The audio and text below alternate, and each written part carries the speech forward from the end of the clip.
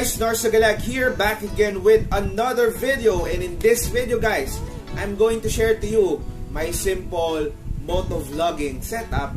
At the same time, yung madalas na problema kapag sa moto vlog, yan yung wind noise. So kung paano matanggal yung wind noise at para mas maging maganda at clear ang inyong audio, panoorin nyo itong video na to. Let's go! Lagalag Squad, it's me, your guy, Nars Lagalag, back again with another video. And in this video guys, i-share ko nga itong aking moto vlogging setup at kung paano ba natin masosolve yung sobra or excessive na wind noise at kung paano magiging clear yung audio sa pagmo-moto vlog. Siyempre guys, no, kung bago ka pa lang sa ating channel, I would really appreciate if you could hit down subscribe button at i-ring nyo na din ang bell notification. Check also our previous moto vlogs at iba-iba bang mga classic vlog dahil marami tayong mga lugar na pinuntahan, sneaker shop, moto lang sa inyo. Bago pa ako pumasok sa YouTube, talaga namang nagmomotor na ako. And yun din yung gamit ko kapag dumadayo ako ng iba't ibang lugar sa Pilipinas, from Luzon, Visayas, and Mindanao. Mostly nagre-rent ako ng motor kapag ako ay umiikot or nagtutour. College pa lang, no, estudyante pa lang ako, talaga nagmomotor na talaga ako. And ngayon nga, no, na usong-uso itong moto vlog, I've decided also to add this content in my YouTube channel. And syempre, bago tayo magsimula, i-flex ko lang naman, tingnan nyo naman to, itong aking napakagandang nitro titanium gloves. Syempre, safe na safe. And of course, my helmet. Yun, no? This one is the Evo GSX 3000 Stamina. So dito nakamount yung aking action camera kapag ako ay nagpo-moto vlog. Okay guys, kung hindi nyo pa napanood yung ating video episode dito, eto yung video na yon, ililink ko rin sa description box. So kung nagbabala kayo na score ng napaka-tisbay, no, at ang tinatawag kong indestructible helmet, check nyo yung video na yon. Medyo namimiss ko na kasi mag-ride, so gusto ko rin nagawan itong video na to sa mga susunod na mga vlogs, no, na kung saan isasama ko kayo kung saan ako pumupunta at syempre motovlog. And yun nga, no, hindi pa usong-uso yung YouTube, talaga madalas na ako nagka-camping, nagsusolo ride, nagka-hike. And ngayon, I've decided na to record those video and footages at isama kayo doon at the same time, ma-record ko yung mga memories ng mga pinuntahan ko. Basic lang ng aking setup. So I have two action cameras. This one, ito muna. This one is the SJ7 Star SJ Cam. So it can shoot a 4K video. Apart from that, meron din ako another action camera. This one is a GoPro Hero 4. So yun nga, no, ang napansin ko nung gumawa ako ng mga motovlogs, sobrang nagka-problema ako doon sa sobrang wind noise, no? Lalo na kapag ako nagbiyahe. So yan yung sample video na yun, sobrang ingay niya guys. Tapos kapag nagsasalita ako, hindi siya malinaw na rumirehistro doon sa camera.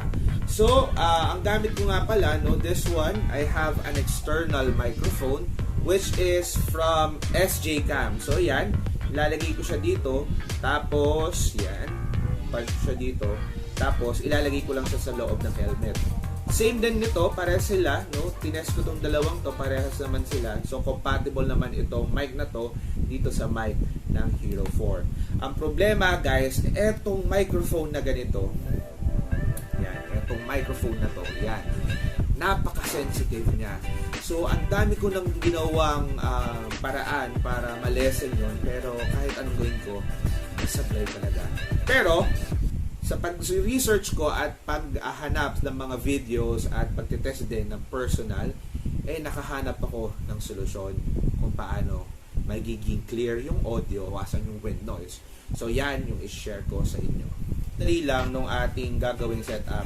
So kung meron kayong ganitong klaseng microphone, kailangan lang natin ng sponge, or eto, nakukuha to, ginupit ko to doon sa panghugas ng plato.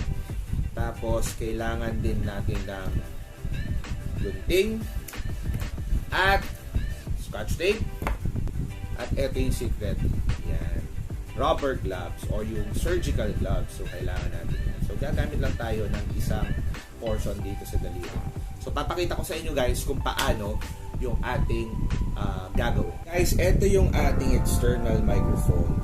Unfortunately, kahit lagyan natin siya ng dead cat, no, yung parang balahibo dito, nasasagap niya pa rin at sobrang lakas pa rin nung wind noise. So, ang gagawin natin guys, eto, meron tayong isang pirasong sponge, ihuhulma natin to dito. So, puputasan natin to guys.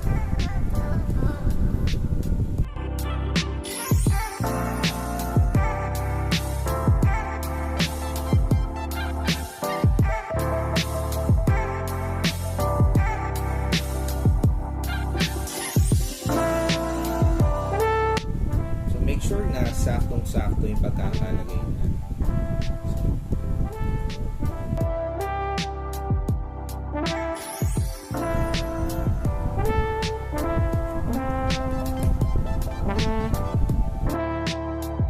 Guys, nagawa na natin to. So, yan. Tapos, gugupit lang tayo ng isa dito sa gloves na to. So, gupitin natin. Kuha tayo ng isang daliri.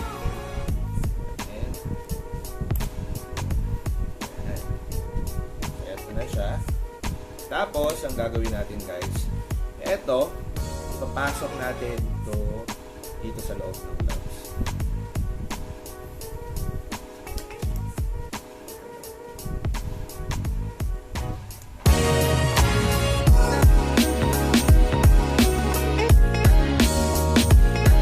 So, yan yung itsura niya guys.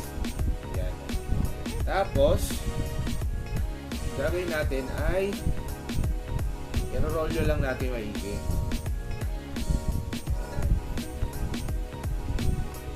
Roll nyo natin maigi. Tapos, i-secure natin using a tape.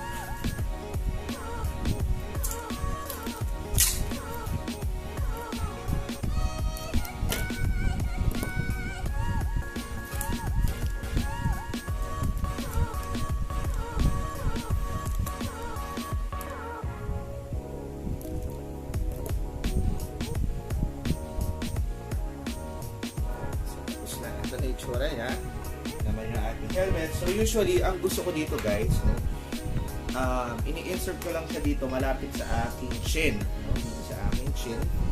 Yan. Tapos i-roll ko lang to ng maigi,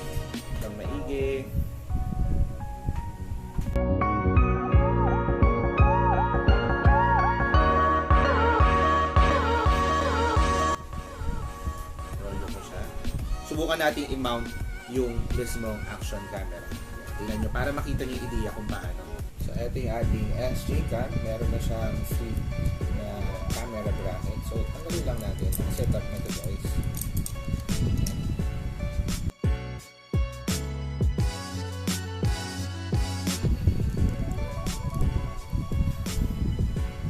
Tapos, ito naman yung ating microphone. Itong ating modified microphone.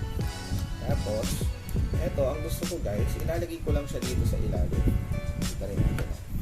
Gusto ko lang dito sa ilalim nito chin pad. Yan. Pasok ko lang dito. Wipe.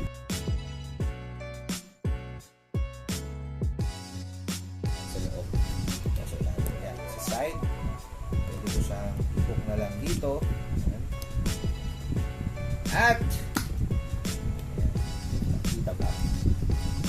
Ulit ko lang. Yan siya. Yan. So, discardin nyo na lang guys. So, madali lang naman yan. Depende kasi sa helmet. So, usually, ito yung ganiting setup ko. So far, okay naman. So, eto, nakalagay lang siya dito malapit sa akin. Or pwede nyo itago yun dito sa gilid. Yan, no? Yun. So yan guys, eto na nga yung ating finished product para mawala yung wind noise at mas maging clear yung audio. Iti-test natin to sa labas. Samahan nyo ako, tingnan natin kung ano yung pagkakaiba. Guys, eto na, iti-testing na natin itong ginawa nating setup para sa ating moto vlog. So hopefully, sana maganda yung tunog. Let's go!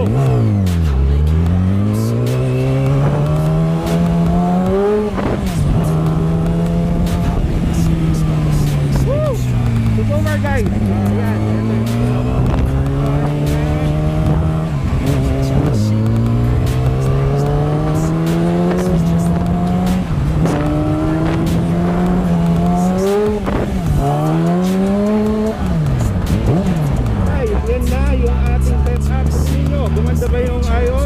Comment down below. So tara, balik na tayo.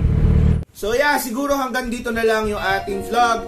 And ayan, kompleto na yung atin at mas ma-okay na yung ating moto vlogging setup.